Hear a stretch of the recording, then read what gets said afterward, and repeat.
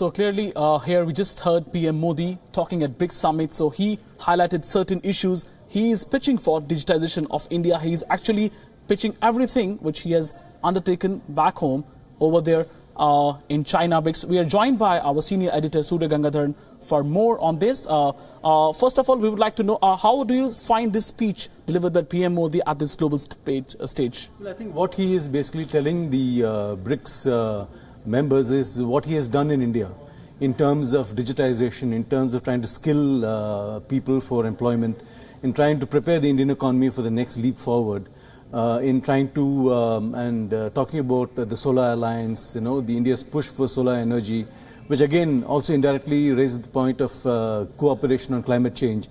So clearly these are all the big programs and initiatives that the Prime Minister has undertaken in the last 3 years, basically informing and letting the BRICS members know that this is where we have got through and this is where we are going forward.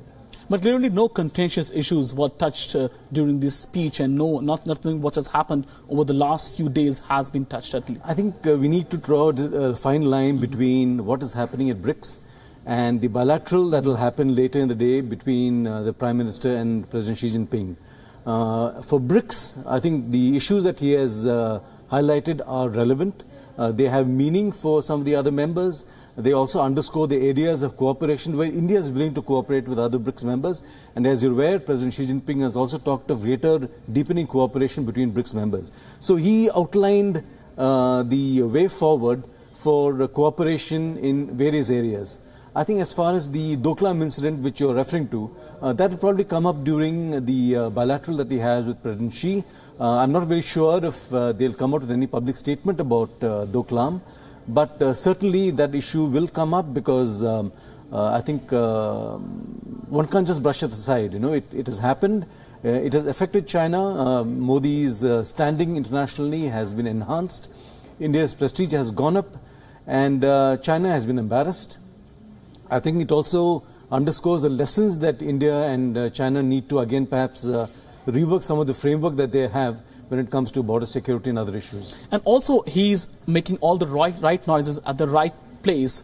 It's a global platform where he's marketing India. He's actually showing what the reform he has undertaken over the last few months. So he is actually marketing brand India as well at a global platform. Absolutely. Prime Minister is a good marketing, he's a great salesman. He knows what he's pitching for. He knows what will go down well in the international arena.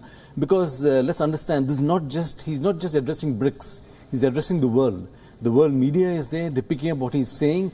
And so soon after Doklam, I mean, there is a lot of attention on what the Prime Minister is saying. I'm sure that a lot of people are maybe a little disappointed with what he has said because they would have probably expected some reference to the India-China standoff or perhaps something on North Korea. But I think the Prime Minister will leave that to a later phase or perhaps take it up at the bilateral with President Xi. And as far as North Korea is concerned, I think they'll be looking at a broader BRICS stand on that issue when the final declaration comes out tomorrow.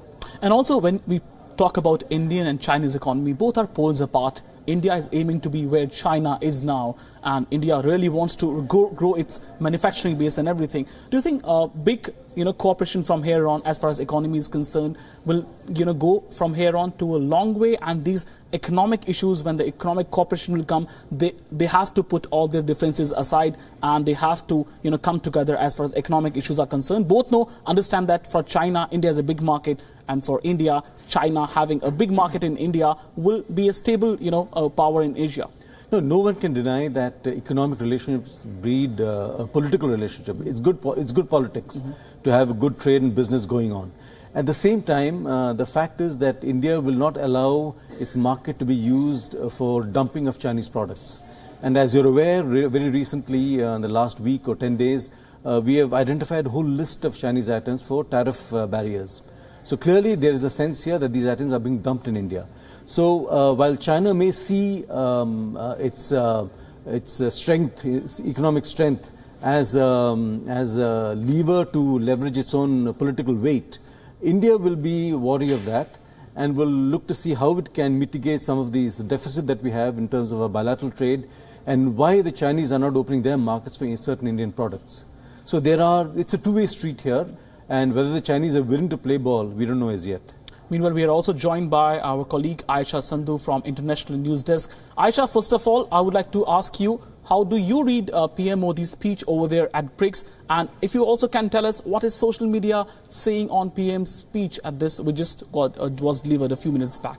Right, Sumit, in terms of, a general look at the Prime Minister's speech, I think he touched upon the most important points, cooperation, regional security, things that are of import for all the member countries as well as the BRICS Plus nations who are there. But interestingly, the Prime Minister also brought up sustainable development goals. He brought up clean energy, renewable energy, which I think is a very interesting choice of topic to bring up. Because just before the plenary session began, we were talking with our experts, and there was this view that do BRICS nations, given what's happened in South Asia of late with the floods, also need to focus on topics that deal with climate change and what exactly developing economies such as India and China are doing to deal with the harsh outcomes of climate change. So for the Prime Minister to bring up sustainable energy, solar energy in his opening comments at that plenary session, I think it was very interesting. In terms of social media, I'll be honest with you, I've really not gone through Twitter feeds just yet, but I expect that it's going to explode very soon in terms of the Prime Minister's comments. Remember, this comes right at the start of the plenary session where all members have spoken. President Xi Jinping starting things off, getting the ball rolling, so to speak. He too focusing on the key and catchphrases of most of these multilateral fora, which is security, cooperation, and reaching out over geographical and other boundaries to forge forward in terms of developmental goals for all the nations involved. Also, Aisha, he pointed out that he's very happy with people-to-people focus. So what does he mean when he says that he's happy with people-to-people focus, especially with regards to his relations with China or other BRICS nations? Well, I think it's an interesting point that he brought up, because if you look at it, I mean, India and China are the world's two most populous countries. The youth factor in both these countries is very important. And for him to talk about people-to-people contact, I think what he was trying to re-establish once again is that the focus of humanity right now, in many ways, is looking at these 5 or 6 nations, and India and China forming a very integral part of the world's population, the world's youth. And so going beyond, of course, the political maneuvers that take place between different countries, which will carry on today and carry on tomorrow as well, it is contact between people that is most important, through trade ties, through business relationships, and of course he mentioned sport as well, which I think is a very significant thing for him to bring up, because China, of course, is well known in terms of the focus that they put on sport, but India too making moves in the same direction. So this is an interesting choice of words from the Prime Minister. I think he's hit the nail on the head with most of the comments he's made early on.